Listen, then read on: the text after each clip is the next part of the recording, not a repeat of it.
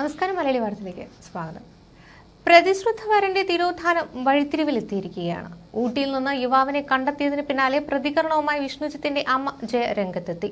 കല്യാണത്തിന് ആവശ്യമായ പണം കണ്ടെത്താൻ കഴിയാത്തതാകാം മകനെ വീട് വിടാൻ പ്രേരിപ്പിച്ചതെന്നാണ് അമ്മ ജയയുടെ പ്രതികരണം. താലിയും മാലയും വാങ്ങിയിരുന്നില്ല, ഇത് താൻ വാങ്ങിക്കൊള്ളാമെന്നായിരുന്നു വിഷ്ണുജിത്ത് പറഞ്ഞിരുന്നത്. പണത്തിന്റെ ബുദ്ധിമുട്ടിനെ കുറിച്ച് മകൻ പറഞ്ഞിരുന്നില്ല. എന്നാൽ പാലക്കാട്ടേക്ക് പോയത് പണം സംഘടിപ്പിക്കാനായിരുന്നുവെന്ന് അറിയില്ലായിരുന്നുവെന്നും വിഷ്ണുജിത്തിന്റെ അമ്മ പ്രതികരിച്ചു. ഉറങ്ങിയെഴുന്നേറ്റ വസ്ത്രത്തിലാണ് വിഷ്ണു വീട് വിട്ടത്. ആ സമയത്ത് മകൻ അവന്റെ അവസ്ഥ എന്താണെന്ന് അറിയില്ലെന്നും അമ്മ പ്രതികരിക്കുന്നു. കുറച്ച് പണം കിട്ടാനുണ്ടെന്നും ഉടൻ തിരിച്ചു വരാമെന്നും പറഞ്ഞാണ് വിഷ്ണുജിത്ത് 4-ാം തീയതി പാലക്കാട്ടേക്ക് പോയതെന്നാണ് അമ്മ പറയുന്നത്. വിഷ്ണുജിത്തിനെ കണ്ടെത്തിയതായി മലപ്പുറം SPS ശശിധരനാണ് സ്ഥിരീകരിച്ചത്. വിഷ്ണു സുരക്ഷിതനായി പോലീസിനൊപ്പം ഉണ്ട് എന്നും കൂടുതൽ വിവരങ്ങൾ വരും മണിക്കൂറിൽ അറിയിക്കാമെന്നും അദ്ദേഹം പ്രതികരിച്ചിരുന്നു. ഊട്ടിയിലെ കുനൂരിൽ വെച്ച് ഒരു തവണ വിഷ്ണുവിന്റെ ഫോൺ ഓണായെന്ന് നേരത്തെ പോലീസ് കണ്ടെത്തിയിരുന്നു. തുടർന്ന് മൊബൈലിൽ ടവർ ലൊക്കേഷൻ കേന്ദ്രീകരിച്ച് നടത്തിയ പരിശോധനയിലാണ് വിഷ്ണുജിത്ത് ഊട്ടിയിലാണെന്ന് കണ്ടെത്തിയത്. കഴിഞ്ഞ 4-ാം തീയതിയാണ് മലപ്പുറം പള്ളിപ്പുറം സ്വദേശിയായ വിഷ്ണുജിത്തിനെ കാണാതാകുന്നത്.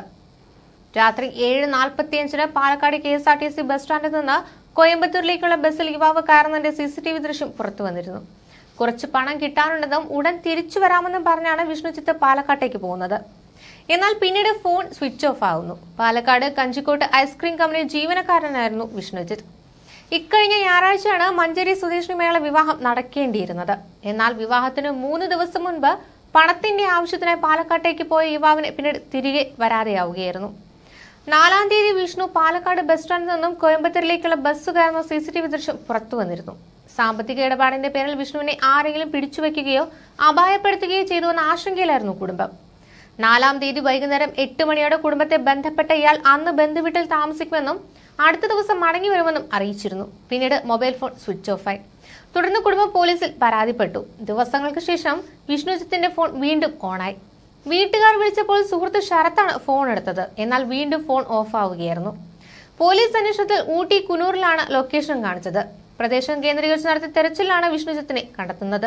വിഷ്ണുവിനെ കണ്ടെത്തിയതായി മലപ്പുറം SPS ശശിധരനാണ് സ്ഥിരീകരിച്ചത്. കൂടുതൽ വിവരങ്ങൾ പിന്നീട് അറിയിക്കാമെന്നും അദ്ദേഹം പ്രതികരിക്കുകയായിരുന്നു. വിവാഹത്തിന് മുമ്പുള്ള ഈ തിരോധാനത്തിന് പിന്നിൽ പെട്ടെന്നുണ്ടായ വൈകാരികമായ ഒരു പ്രതികരണമാണോ അതോ മറ്റാരുടെയെങ്കിലും ഭീഷണിയാണോ?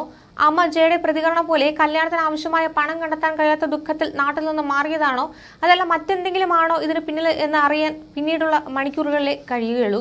സംഭവത്തിൽ അന്വേഷണ സംഘം തമിഴ്നാട് പോലീസിന്റെ സഹായം തേടിയിരുന്നു. കോയമ്പത്തൂർ മധുക്കര പോലീസ് സ്റ്റേഷനിലേക്കും യുവാവിന്റെ ഫോട്ടോയും വിവരങ്ങളും മറ്റും കൈമാറിയിരുന്നു. വാളയാർ കസബ പോലീസ് സംയുക്തമായിരുന്നു ഈ ഒരു അന്വേഷണം നടത്തിയത്. ഇതിന് പിന്നാലെയാണ് യുവാവിനെ കണ്ടെത്തിയ റിപ്പോർട്ടുകൾ പുറത്തു വന്നത്. ന്യൂസ് ഡെസ്ക് മലയാളി വാർത്ത.